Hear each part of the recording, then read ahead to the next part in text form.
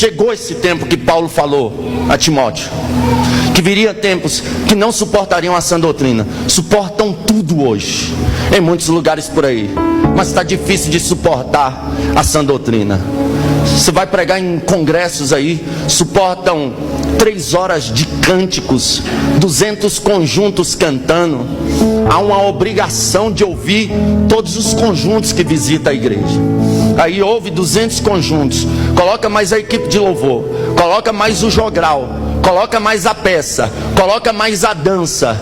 Aí quando vai passar para a sã doutrina ser aplicada à igreja, irmão, o horário está avançado. O irmão tem 5 minutos aí. Eu espero que o irmão entenda a gente. O pregador que prega a sã doutrina, ele não te entende. Você está sendo irresponsável com a igreja. Você está tendo comichão nos ouvidos. Suporta tudo, mas não suporta a sã doutrina. Agora, se fosse o cara do stand-up, podia amanhecer ele lá falando que a galera suporta. Se for o cara da revelação, então pode deixar a noite todinha que a gente escuta a revelação. Porque nunca se viu um povo tão viciado em revelação. Mas quando se fala de sã doutrina, aí esse povo aí vive desviando. Desviou por quê? Deus falou e não cumpriu. Que Deus? Que Deus? O meu fala e se cumpre. Mas eu não vigiei, não era para me ter contado o meu sonho, irmão.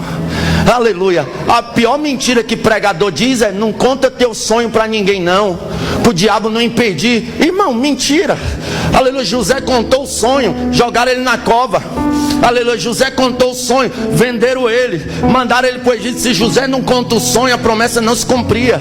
Você contando ou não, você fazendo qualquer coisa ou não, se Deus falou que vai fazer, Ele faz. Deus não precisa de mim, aleluia, para fazer qualquer coisa. Deus, quando Ele fala, Ele cumpre. Então é por isso que Ele tem dificuldade de falar. Agora, irmão, as pessoas não suportam mais a sã doutrina, mas fica lá nas livezinhas do Facebook lá, aleluia, o cara com uma bacia de óleo, uma bacia de farofa, um cajado, sei lá, um pano batendo lá e revelando. E ó a revelação dos caras. Deus está me revelando aqui que quem compartilhar agora vai ser abençoado. Olha que mentira, irmão. Toda revelação que não tem base na palavra, ela deve ser rejeitada.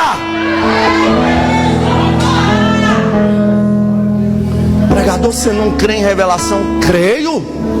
E como creio? Pastor presidente desse ministério, pastor Paulo Miranda, minha mãe nem era crente na época. Ela chegou lá no culto à tarde dele, desesperada. Quando ela entrou, pastor Paulo Miranda chamou ela pelo nome. Falou: olha, lá na tua casa está uma situação de desespero, mas ainda hoje, era 3 horas da tarde quando ela entrou lá, ele disse: ainda hoje Deus abre a porta de emprego para você. Quando ela chegou em casa, ligaram para ela ir trabalhar. Então revelações tem, revelações acontece. Eu sou fruto de uma revelação. Eu tinha 15 anos de idade, estava totalmente perdido, aleluia, no mundo das drogas. Eu tenho uma vergonha, irmão, do meu passado. Quando eu olho para o meu passado, parece que não era eu. Aí eu entendo que a Bíblia diz que em Cristo a gente nasce de novo. Porque eu fui perdido, viciado em maconha, usava muita droga. Aí o que acontece? Nós morávamos em Águas Lindas de Goiás, no recreio da barragem, aleluia, e todo mundo conhecia a gente lá. Muita gente lembra dessa situação. A gente morava num barraquinho pequeno que só tinha um banheiro. Ali uma situação de miséria total, porque minha mãe foi abandonada pelo meu pai com 7 filhos. Pense, a mais nova tinha meses de idade. Aleluia. Pense para uma mulher trabalhar numa situação dessa. Aleluia. Ela não tinha condições de trabalhar porque ficou enferma dos olhos. Aí minha mãe começou a vender as coisas de dentro de casa. Vendeu fogão, vendeu bujão, vendeu geladeira para comprar comida. Conclusão, a gente só cozinhava na lenha. Cortaram a água da gente. A vizinha que deu água pra gente por mais de 3 anos. Pode ir lá, irmão, aleluia, que tenho várias testemunhas disso. Cortaram a luz da gente. A gente vivia comprando vela. Quando não tinha vela, ficava no escuro. Pense numa situação de miséria total. E eu viciado em drogas. Uma vez, eu e mais 2 amigos fumamos um baseado de maconha, sentamos no murinho da minha casa e estamos lá. Aí era 3 horas da tarde mais ou menos. Aí vem 3 jovens vestidos de terno no sol rachando. E aqueles jovens, irmãos, eram pentecostais até o tutano. Aleluia. Eu e mais os 2 sentados no murinho, doidão de maconha. De repente aqueles jovens param em frente à minha casa e começam a fazer isso aqui, irmão. irmão.